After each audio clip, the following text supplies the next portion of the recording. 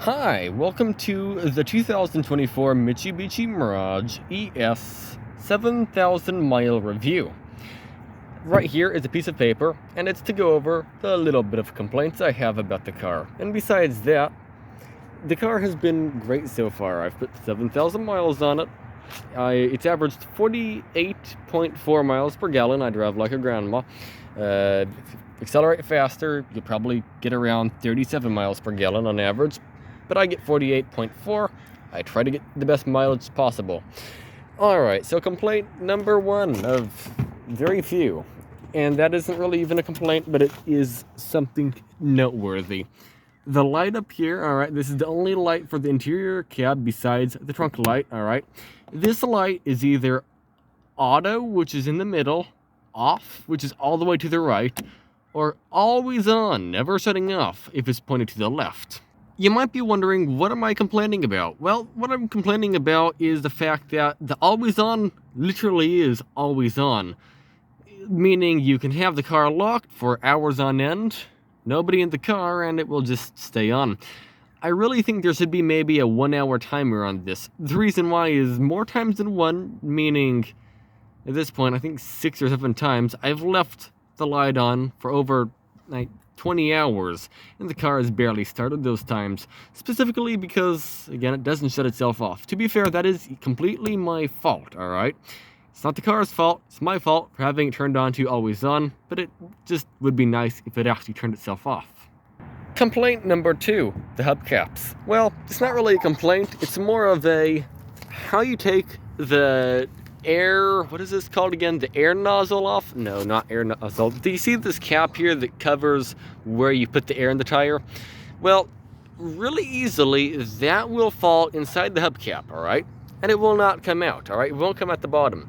Instead, you have to take the hubcap off to get this little tiny cap out of here. Is that really a complaint about the car?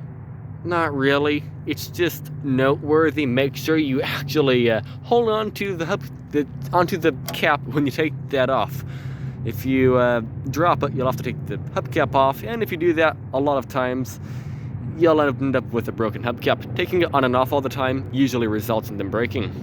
Complaint number three, I'll wait till the helicopter's gone. Complaint number three, the plastic in the car scratches easily. What I mean by that is, for example, the door panel here. It scratches extremely easily. If I rub my fingernail on it the wrong way, it'll scratch. Same where the cup holder is. I have a big thermos and it's put a big mark inside of that. To be fair, you don't see that. It's just basically wear and tear. It's not really much about it. It doesn't affect the drivability at all. It's just noteworthy. A few people in the last video were asking what this is for right here in the back seat, alright? And I've looked in the owner's manual, and what this little thing down here is when the seats are folded down, this is supposed to hold the seat belt. Why is it supposed to hold the seat belt? It's supposed to keep the seat belt out of the way of the cargo.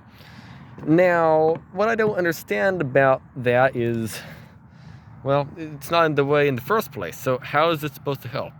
Plus, it goes over and wraps the whole seatbelt up when you try putting it in. It's a rather tight fit. And yes, you can actually unhook the seatbelt from the seat. There's a little button here you can pull off or put it on, and that prevents the seatbelt from being held onto the seat. Here's a fun one. I got trapped in the Mirage. So this right here is a child safety lock. I don't know how it got switched, but it did. If it's turned this way, it's locked. If it's turned this way, it's unlocked. This is on both of the back seats. All it does is basically prevents the door handle from working. So somebody has to open the door from the outside, which is, I guess it can be nice. For me, it's annoying because I accidentally turned it on. And yes, this is a scratch step as well. Yeah. But if you look here in the manual, you can see what that is for. That little thing is, again, just for that one specific use case. Holding the seat belt. And just so you can see, it has 7,168 miles, and I've had it since it had 12 miles on it. Overall, it is, at least to me, the best car I've ever drove. I also need to add this right down here. It's like a bowl.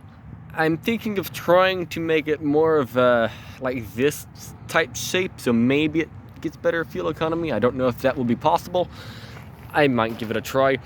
And yes, the headlights are fogged up. I put something on them to prevent them from fogging up. And that stuff I put on there actually made them foggy. So that's absolutely glorious. But 10 out of 10 times I would get this car again. It's been easy to drive, easy to park. Sure, it's hard to find it in parking lots, even though it's bright yellow, because, I mean, the average American car is that. So this, you don't see behind those, even though it is bright yellow. It just is flat out blocked by the other cars, so it is hard to find. I do find on longer road trips, my back gets sore without this pillow here, but with this pillow, it's just a pillow you'd find in the bed. That makes it significantly nicer to me. It's like sitting in a couch, for example. And then I have a smiley pillow I stick approximately right in the middle of there, and that's my armrest. Sure, it's a little bit janky, but it works fine. We also have a $1.25 cup holder here with change holders, and that's the original cup holder in the car. This is a dollar store add-on. I added it on, and I like it. This over here is a power inverter. It powers my dash camera.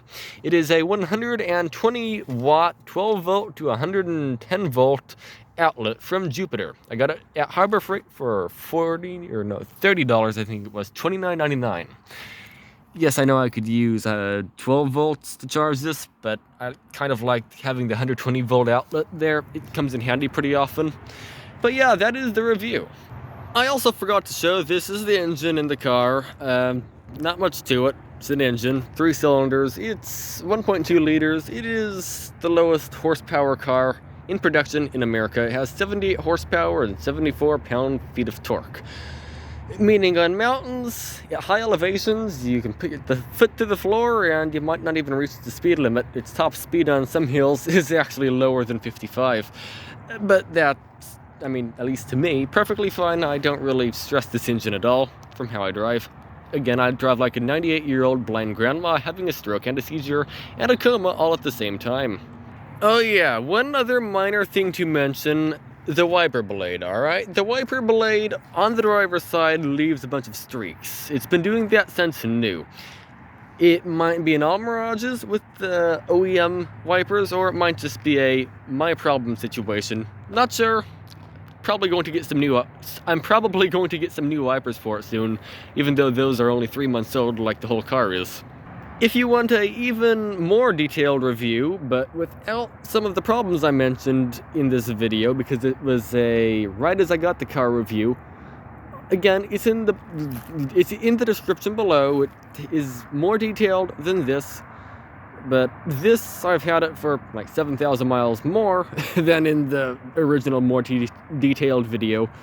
So there's some long-term complaints. Either way, thanks for watching and have a good day.